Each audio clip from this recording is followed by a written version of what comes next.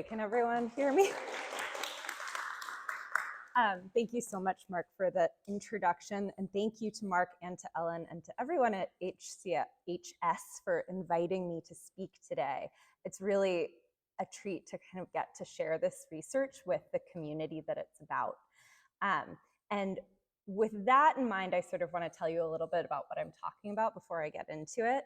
I also just want to say that that Howard County Historical has been a part of my research for the last 6 years. And so that's, I've been in these archives. It's very exciting to sort of be now telling you about it. So the talk that I'm giving today is actually a chapter of my dissertation, but it's also the base of a standalone article that I'm writing about the flood of 1868.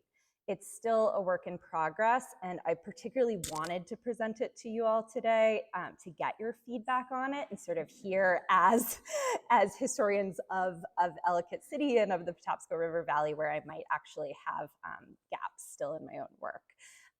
When you present a journal article, it goes through peer review, and so historians will read it who are familiar with the history of Reconstruction or the history of flooding, but might not know this region as well. So I'm telling you something, you might learn something new, but I also would welcome your questions and feedback at the end here. And this article or this story or this essay or whatever you want to call it is really about the 1868 flood from a social perspective. What I do is I look at all of the people who passed away, who died in the flood, and sort of figure out what we can know about the community that lived here based on the people who died. So with that, I'll sort of begin. And yeah, next slide, please. Okay. So at the Henryton Tunnel, where trains pierced through the hillside that separated Sykesville from Marriottsville, the tunnel watchman could hear the storm's howls from his post. It was early in the morning of July 24th, 1868. Perhaps the watchman was just coming onto his shift or about to get off. Below the tracks of the railroad, excuse me, sorry, my computer just froze. The Patapsco River had begun to churn. Newspapers said that the water rose 18 inches in a half hour. That's a detail that some say more, some say less, but around 18 inches. So by the time the flood had receded, the watchman was gone. A decade later, a local historian named Dawson Lawrence called this man a representative of those at Herculaneum, alluding to the history or to the cities buried in ash and lava by Mount Vesuvius. Dawson Lawrence never shared the watchman's name, however, nor did newspapers count him in tallies of those killed in the flood. Maybe it was the oversight of reporters or aid workers who, unable to locate the name, removed him from their reports. Or maybe Lawrence had made the watchman up, conjuring him in memories of rain and wind and water as he struggled to make meaning from the flood. Next slide. So Maryland's 1868 storm holds many ghosts in its memory. And this is an image that many of you may be familiar with. It's from Harper's Weekly. The Ellicott City flood made the front cover in 1868. While at its highest, presses reported at least 41 people who died in the disaster. The numbers were likely higher than this. Workers and servants were often absent from lists of the deceased. There were also figures like the watchman who witnesses described but never named. While reporters clamored for information about the flood, it seems they also did not trouble themselves too closely with questions of accuracy when presented with conflicting ideas or details. These striking discrepancies define the history of the storm and suggest the ways that narratives emerge to support certain economic and political agendas. The storm recounted in local and national presses, unsettled and realigned understandings of industrial society, the environment, and the state in the era of Reconstruction. Next slide. So this is sort of an iconic image of Reconstruction that circulated in newspapers after the Civil War. And historians agree that in Maryland, Reconstruction ultimately resulted in a stronger state economy, particularly buoyed by industrial growth. Reconstruction is the period directly after the Civil War when the federal government sort of held out or tried to help I guess, reconstruct the nation in the carnage following the war. I realized I didn't really explain that very much in here, but we can talk about it more if folks have questions. So having largely been cut off from southern cotton markets and other agricultural materials during the war, but also having been spared much of the Civil War's worst destruction, Maryland was both able to build its internal industries and serve as an important transportation center for northern goods. These gains, however, came with increasing environmental and social precarity. In the antebellum period, Maryland's economy had relied heavily on the work of enslaved laborers and on treacherous forms of environmental extraction, like river damming for hydropower. To emerge victoriously out of the Civil War as an industrial economy, the state needed to quell sociological anxieties about labor and about human impacts on the environment. So my work on this flood argues that state politics emerged in an unlikely place, the environmental disaster. This storm, which could have been a harbinger of economic catastrophe, actually bolstered confidence in the state's economy, allowing for industrial growth to flourish alongside a racialized and rigid postbellum labor economy. Next slide. So flooding from the 1868 storm became a local and national spectacle. This is a stereoscope which was circulated throughout the country. People could buy it and look at it, and that's an image of the flood's after effects. It's from the Massachusetts Historical Society. So the floods along the Jones Falls and the Patapsco received the most extensive coverage. Stories ran in Iowa, Louisiana, and Texas. Many articles referred to the events collectively as the Great Flood. Next slide. So this is the area that we also kind of maybe think of today as like the Patapsco Heritage Greenway or the valley, the Patapsco River Valley. This is the area of the Patapsco that was most affected. So you see along here, I've put in red all the different factories. So by this point, there are just quite a lot of factories that have been built up. And this map's from 1860. Next slide. And then this is the image from where the flood hit in Baltimore. I'm not going to talk that much about Baltimore today, but I think it's important that even though the Patapsco River is at its, at its highest or widest point in Baltimore, it didn't flood. That's not the river that flooded. The river that flooded was the Jones Falls. So you can see here, this is it's a little hard to see, but this is the river. And then the flood area is sort of what like extends out here, that bubbles out. And so you can see that sort of downtown area was what was flooded. Hold on just a second. So next slide, please. Another major source of information comes from Dawson Lawrence, who I talked about at the beginning. This is a local historian who wrote a detailed account of the flood 10 years later in 1878. This account was published in the Hopkins Atlas of Howard County and gives the most complete and detailed account of people who died from the flood.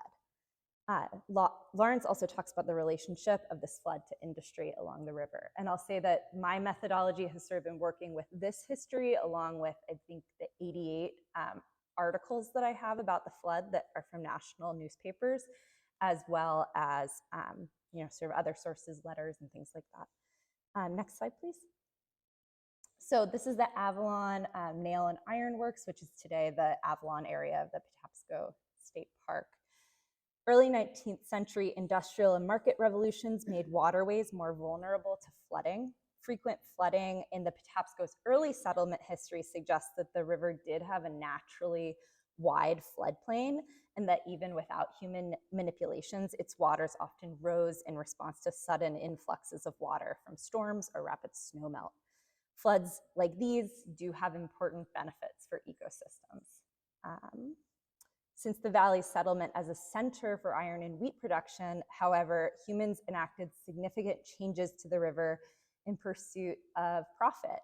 Deforestation to produce fuel for iron furnaces and to clear land for farms, and increased erosion along the river, making it shallower and narrower. And you may have heard that at settlement, Patapsco River was wide enough and deep enough to accommodate seafaring ships. It's really hard to imagine that in the river today. So that's all from erosion and silt buildup. By the early 19th century, grist mills and factories for textile, paper, and building materials had all been constructed along the river.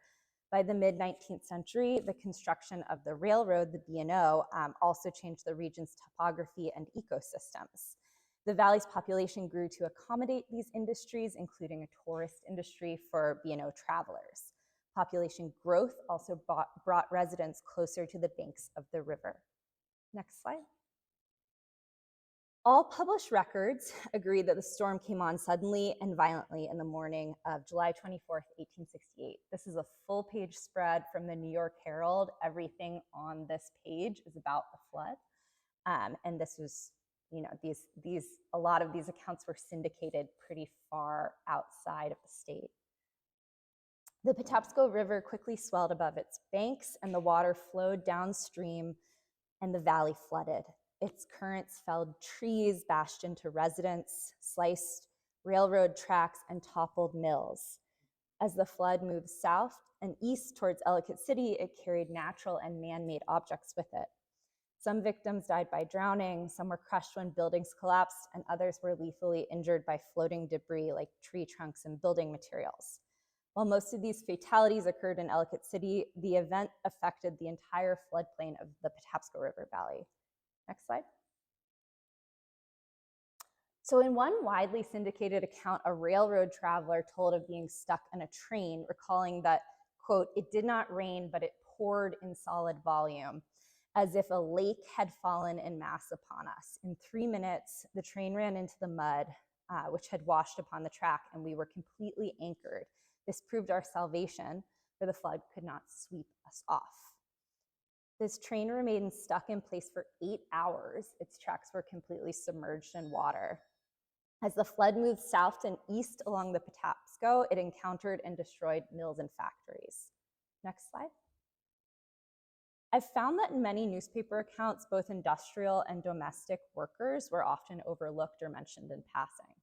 So in a report from Baltimore, for instance, there's a quick mentioning that a number of dray horses and some drivers were reportedly drowned.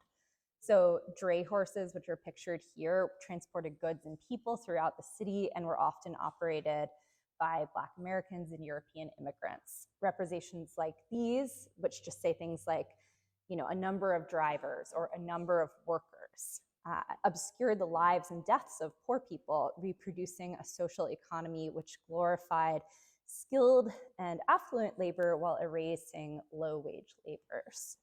Next slide. This is an image of Ellicott City, or Ellicott's Mills that was at the time, shortly before the flood. And you can see actually at the bottom here, there's the logs that are cut down, which I'm not exactly sure what that was for, but it sort of suggests that there's construction that's being done. So the flood careened into Ellicott City. Its destructiveness grew exponentially as it did so. The water flattened a school, a cooper shop, a wheelwright shop, and the mayor's house. In the center of town, the flood demolished an entire row of houses. Lawrence's account reported that 36 lives were lost in one row house, one row of houses, almost everyone who lived in the building. He offered a more extensive list in this account, and this list also included people whom newspapers have said died in other ways. So I'll talk a little bit more about, there's a lot of contradictions in these sources. Next slide. So this is a census image, and I use census records a lot to sort of find people and learn more about the community in the 1860s.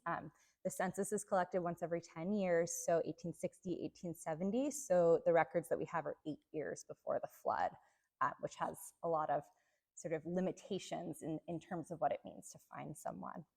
So this is Matthias Macaulay's census record, and he shows up in Dawson Lawrence's list of the row house dead, but then the New York Herald and some other papers report Macaulay as having went down with the tower of DeFord's Mill. So he's here in one place, he's here in the other place. In the 1860 census, Matthias, a white man, was listed as a cloth packer, which would align with his employment at DeFord's, which was a cotton textile mill. According to this census, he would have been 56 at the time of his death, and he lived with his wife and 5 children. No records mention the death of these women or children, and the Macaulay family did not leave public records, likely not having the financial means or social connections to do so. So we don't have any clarification on what or how exactly he died. Next slide. So this is an image of Martha Ellicott Tyson and some of her family members, as well as a servant named Lucy who lived in her home. And Martha Ellicott Tyson was a staunch abolitionist. I'm sure many of you know throughout her whole life, but she did employ Black laborers in her home.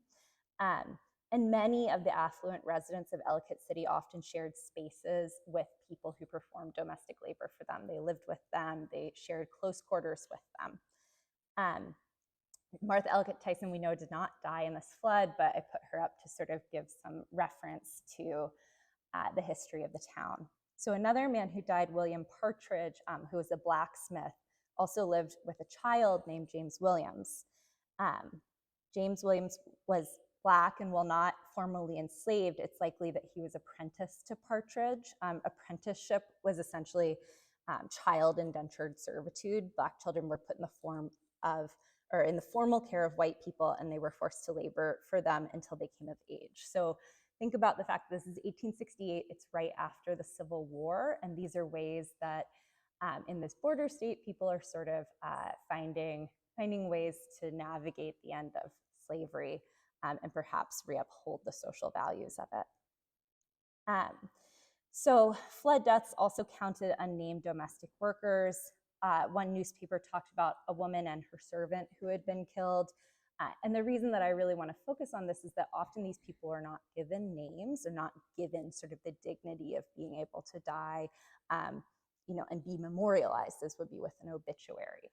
So we can't really get at who they are, especially if they don't show up at the census records, but we can talk about what their lives would have been like. Next slide. This is an image of freedmen and children in Richmond, Virginia, right after the Civil War. So this anonymous language, like servants or others, as I was saying, makes their work and their lives disappear. This is particularly important because in Howard County, census records show that a lot of the domestic laborers were people of color. So allusions to these deaths are small but significant in newspapers. Another term they would often use is a number of others, names not given. But I'll say that they often sort of say these things like that people in the community recognize these victims. So one source says, or one newspaper article says, 8 bodies recovered today, most of whom were recognized by friends and relatives. It doesn't say who those people are, but it does say that they were recognized. So in the years following the Civil War, many formerly enslaved people moved to cities and other more populated spaces like Ellicott's Mills to seek out wage labor, and they formed new communities, which broadened the meaning of kinship and created interdependence, as one historian has written. So it's important that these people were identified by friends and relatives, because this points to structures of care and kinship within the valley that we may be less familiar with. When reporters did mention domestic workers, they also did so in ways that revealed patterns of control which persisted in the wake of slavery. Next slide. So now I'm going to talk about Thomas B. Owings. And if you are familiar with the history of the flood, this is often the case that people know about. So Thomas B. Owings, he's of the Owings family, was a doctor who lived in Ellicott City with his wife and their 6 children. So the morning of the flood, Dr. Owings had traveled across the river to make house calls, and as the storm worsened, the doctor took refuge across the river in the home of an acquaintance. As the flood worsened, his wife and his children, John, Mary Augusta, Maggie Gertrude, Kate, William, and Thomas Jr., Along with his 3 Black servants, William, Louisa, and Martha all climbed on top of a building to try and escape the rising waters. The building eventually succumbed to the flood, and Dr. Owings watched as his entire family drowned in the flooded Patapsco. Yeah, so this is a horrible, really horrible story. But this story, I think, is also important because it reflects some of the people who sort of were told of as having died versus the people who weren't. So Dawson Lawrence talked about when a lot of the records of this story were put out to newspapers, they don't mention the domestic workers at all. They only mention the family that died. They don't mention William. They don't mention Louisa, and they don't mention Martha.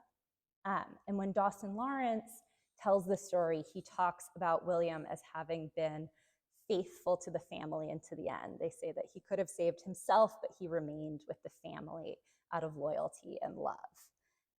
And this is a narrative that's important following the Civil War. It's a way that people held on to a sense that their domestic workers wanted to be with them. They didn't question that. They said, you know, they want to be here. They're happy to be here. This is something that, I don't know if anyone's familiar with the book Race and Reunion by David Blight, but this is something that he talks about a lot here.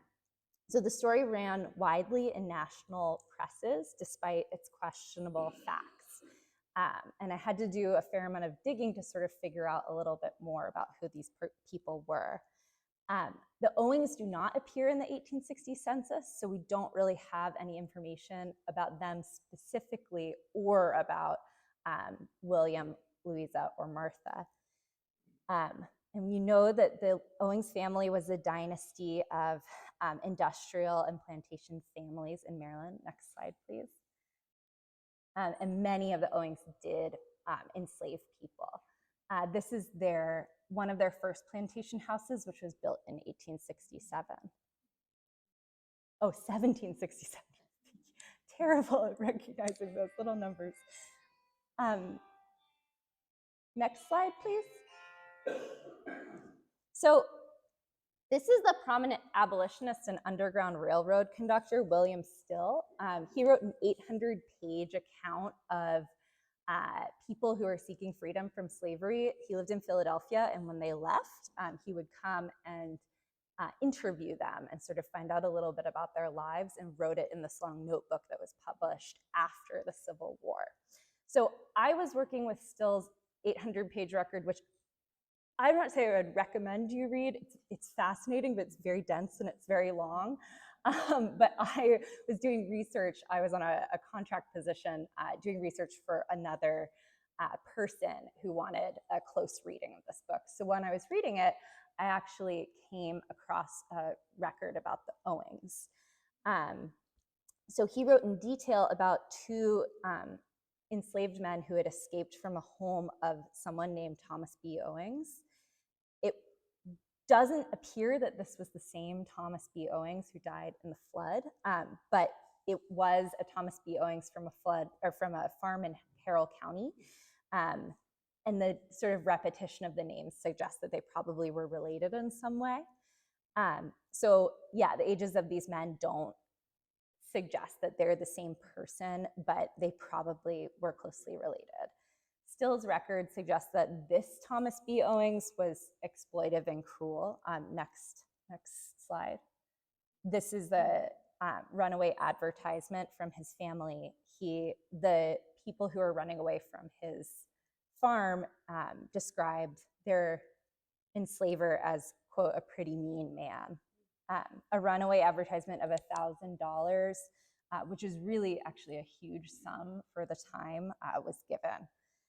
In Still's account, one of the men also attested that before he left the Owings farm, his family had threatened to shoot him, or excuse me, his master had threatened to shoot him. So although Dr. Owings employed, or at least as far as the newspapers tell us, employed William, Louisa, and Martha as wage laborers, there are also distinctive continuities between white people's treatments of enslaved people in the antebellum period and their treatment in the postbellum period. While William had actually helped to protect the Owings children in the flood, It's also possible that his family had maybe exaggerated or made up this story to prove that their servants had been faithful. I am not trying to say one thing or the other thing happened, but trying to pull a little bit more closely at the threads that sort of say this is what happened with definitiveness. So given the layers of trauma involved in the recovery of this story, it seems unlikely that the events would have unfolded exactly as the historian or reporters had reported them. Next slide.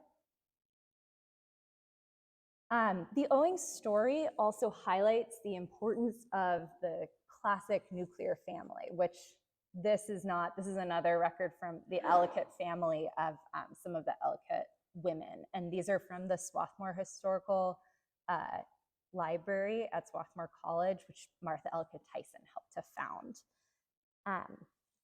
You see that I'm kind of a visual person, so I want there to be kind of like an image for everything, even if the image isn't the person that we're looking at. So there's another record of a family that died in the flood, and it's a family of women only. So there's Mary Duval, Fanny Duval, and Matilda Duval, as well as a woman named Alice Ferrer. Next slide. This is Alice Ferrer's will. And the will reveals that she and Mary Duval were sisters and that Fanny and Matilda were her nieces. None of the newspaper accounts talk at all about how these women are related to each other. They just list them in succession. But wills are really interesting sources because they sort of reveal the ways that people cared about each other. And Alice didn't have children or a spouse, and it seems that she had moved to Ellicott City from North Carolina to live with her family. In her will, she left sums of $200 to her sisters, as well as certain sentimental objects like a pocket watch, a mattress, sort of useful but sentimental objects. And then she left even larger sums of $500 to her nieces, Fanny and Matilda.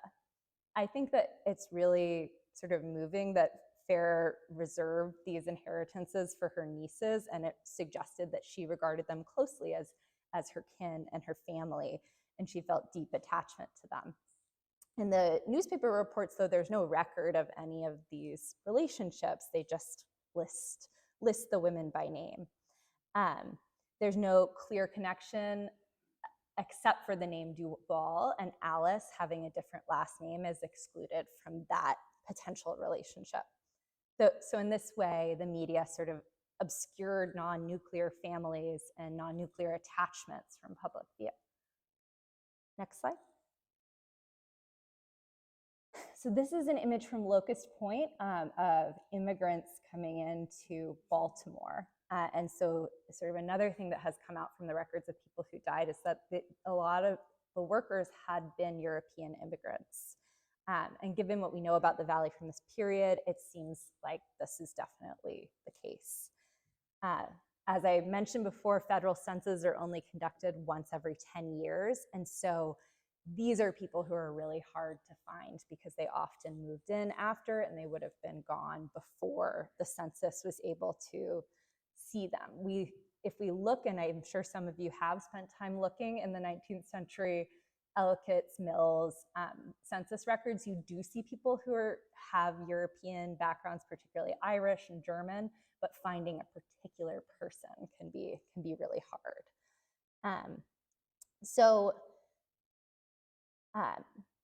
What newspapers mentioned one man who was able to find a little bit of information about. His name was John Gabriel, and he had a wife named Mary and a child named Mary E. So there is a state census in New York from 1861, and it listed a family from Kings County with a father named John Gabriel, a wife named Mary E, and a daughter named Emma, which could have been the E in Mary E. The New York Gabriels were German immigrants, and John worked as a mason while his daughter worked as a dressmaker. These trades would have aligned with the industrial and social economy in the town, and so it's definitely possible that these Gabriels had come to Ellicott's Mills. There's also another John Gabriel, also German, who lived in the valley in 1861 and worked as a bookkeeper and served in the Union Army. Others lived in Baltimore and in England. So John Gabriel might have come from New York, he might have not. These names and their absences from easily traceable records create important shadows in the history of the valley. The names that might have been remembered are the names of people and families who, for one reason or another, had stayed in place. This is exemplified in the Owings family, who we know are well memorialized in public history. They were powerful enough to establish a town, and today there are schools, roads, malls, condominiums, and other sources of, or other markers of space which hold their name.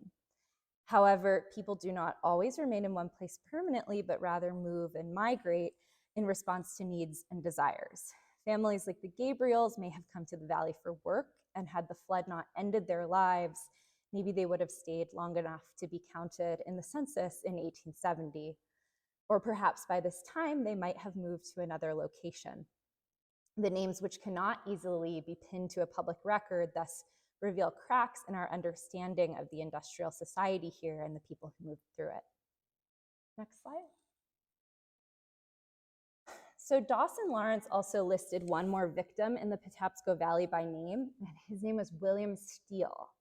So in the Loudon Park Cemetery, there's a grave for a man named William Steele, who was buried in 1868. His tombstone reads that he died by drowning, July 24th, 1868. So this is definitely someone who died in the flood. So no William Steele exists in the census records, but in 1850, there was a man named John Steele, and he was listed as a gatekeeper by occupation. So I wonder if John Steele might have been William Steele, and if William Steele might have been the tunnel watchman who Lawrence wrote about at the beginning of this narrative. It's not totally likely, since Lawrence doesn't connect these men, but also no one named Steele seemed to appear in newspaper coverage of the flood. So it's possible that this was somebody who was found out to have died later than the newspapers were able to pick up on. The absence and presence of these Mr. Steeles in the flood's records suggests a ghostliness, and in what we consider ghostly, we can see what we desire or fear and hauntings of things that we have failed to resolve. The entwinements of these Steele men with the tunnel watchmen reveal the growth of industry in the ways that it might have endangered laborers tasked with protecting it.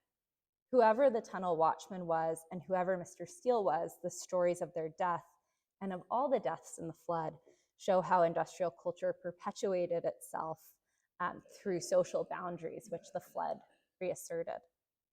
Next slide.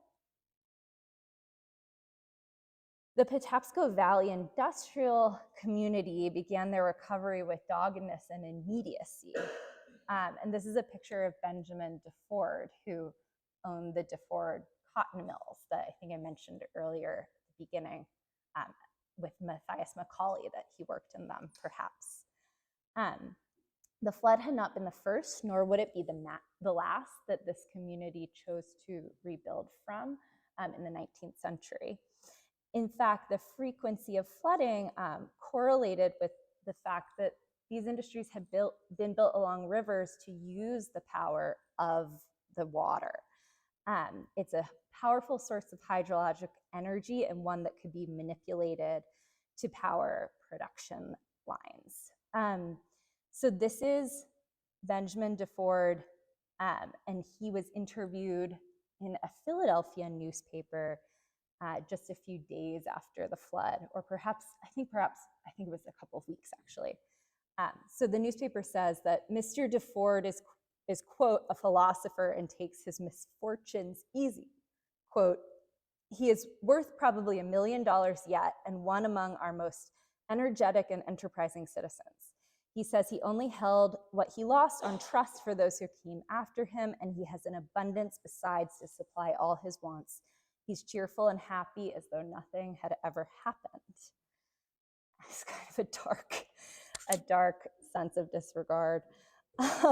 So DeFord's optimism about recovery might have been performative, particularly given that the preceding 2 weeks had fixated on the flood's damages and the ways they could disrupt supply chains. So basically meaning that he might have actually felt much worse about it, but wanted to show that he was not impacted and would not be shutting down his businesses.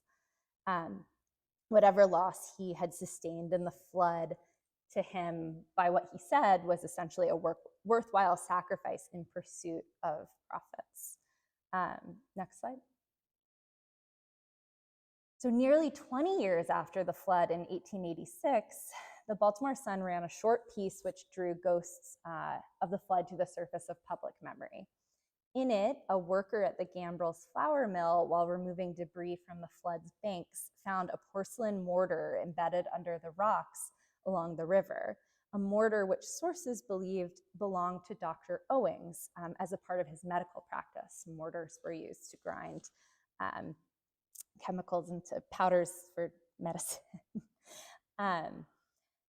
The article lingered on Owings's other losses. It talked about his children and his wife. It did not talk about his servants. And it talked about other pieces of property, like a silver-mounted ivory stamp that he owned that had belonged to George Washington. Then the article panned out to the valley, writing that many traces of the Great Flood of 1868 may still be seen, and that most parts of the valley which the flood had destroyed had never been rebuilt. That was a quote from the article. Next slide. So while the Sun reporter evoked a spiritual significance with the mortar as a relic of the flood, Dawson Lawrence drew forth more haunting images in his memories in 1878.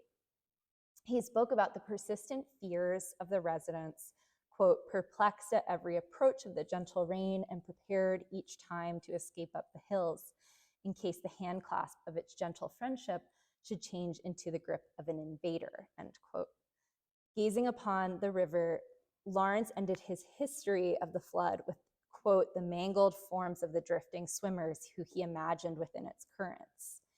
These imagined swimmers haunted the historian, making the tragedy present and palpable despite the time that had passed. The 1868 storm and its coverage created powerful and contradictory mythologies about the industrial and social order in Maryland. In one important sense, the flood solidified the state's labor hierarchy, normalizing ecological extraction and erasing labor exploitation, and creating an imperative to rebuild. As the 1868 floodwaters faded into historical memory, its victims became more shadowy and the details of their lives became more distorted as they sunk further underwater. But excavating what can be known about the material lives of the people affected by these floods reveals their personal attachments and obligations to their communities, to labor, and to urbanizing environments. The details that catch in these webs, like rocks and twigs in a fishnet, clog up the neat and orderly flow of this history. The discrepancies between the lives of those who died and the ghosts that were created by their dying reveal how environmental disaster intricately haunted industrial communities and the people who lived and labored within them. Next slide. So these are, oh, I don't know how that got so small.